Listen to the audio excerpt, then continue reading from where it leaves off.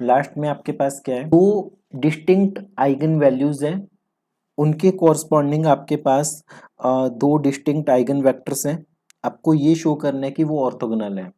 तो ये Hermitian matrix भी हो सकती है। सेम रिजल्ट हमारे पास यूनिटरी मैट्रिक्स के लिए भी प्रूफ करने के लिए पूछा जा सकता है। सो ये थ्योरम आपके पास 2015 में भी रिपीट हुई थी और उसके बाद भी रिपीट हुई है। तो शुरू करते हैं। मान लेते हैं कि ए हर्मिशियन मैट्रिक्स है। ए क्या है? हर्मिशियन मैट्रिक्स है। मान लेते हैं कि ए हर्मिशियन मैट्रिक्स है।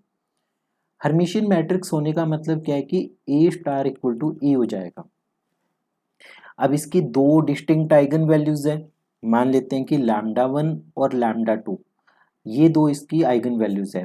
ये आपको लिखना आना चाहिए प्रॉपर एक लाइन में कि let lambda 1 and lambda 2 be the two eigen values of A and इनके कॉरस्पॉन्डिंग आपके पास x1 और x2 के आगे आइगन वेक्टर्स आगे, क्या आगे? आइगन वेक्टर्स आगे।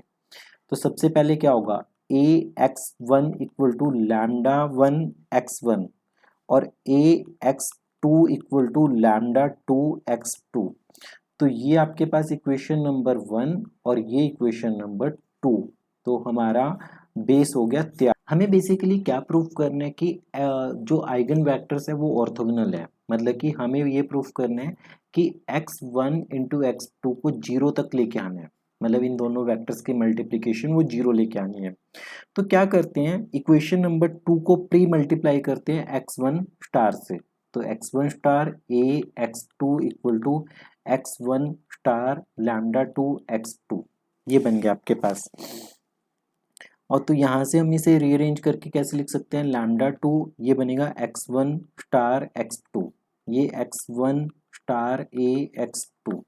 इसे इक्वेशन नंबर 3 मान लेते हैं। अब हम क्या करते हैं, ट्रांसपोज कंजुगेट लेते हैं इक्वेशन नंबर 2 का बोथ साइड्स। तो उस केस में आपके पास क्या होगा?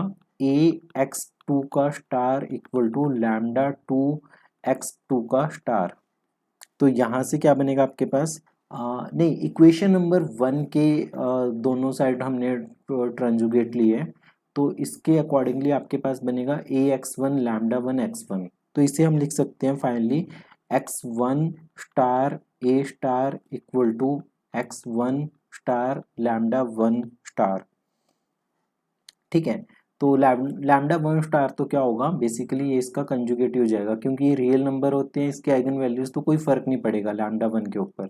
सो फाइनली आपके पास क्या आ गया? x1 स्टार इंटू ए। क्यों? क्योंकि ये तो हर्मिशियन मैट्रिक्स है, equal to lambda 1 x1 star बन गया ये आपके पास। ठीक है, x1 स्टार।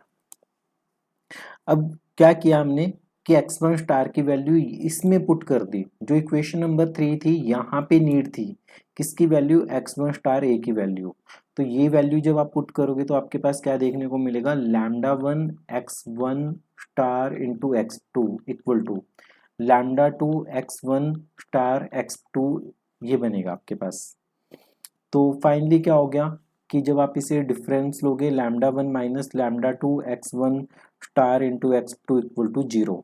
क्योंकि गिवन क्या था? दो डिस्टिंक्ट आइगन वैल्यूज हैं, तो इसका मतलब लैम्डा 1 और लैम्डा 2 तो डिफरेंट नंबर्स है। Lambda 1 is not equal to lambda 2, तो इसका मतलब x1 स्टार इंटू x2 को 0 होना पड़ेगा। तो इसका मतलब ये क्या हो गया आपके पास? ये आपके पास आ गया ऑर्थोगोनल वेक्टर्स। ये बन गए ऑर्थोगोनल वेक्टर्स बन गए आपके पास। ठीक है। सिमिलर लाइंस के ऊपर अगर ये तो हमने बात की कि हर्मिशियन मैट्रिक्स के दो आइगन वेक्टर्स हैं। सिमिलरली अगर आपके पास यूनिटरी मैट्रिक्स के भी दो आइगन वेक्टर्स होंगे तो वो भी ऑर्थोगोनल होंगे। ठीक है। तो एक छोटा सा रिजल्ट और प्रूफ करेंगे हम कि कोई मैट्रिक्स ए है और उसका ट्रांसपोज है तो उन दोनों की सेम आइगन वैल्यूज होंगी।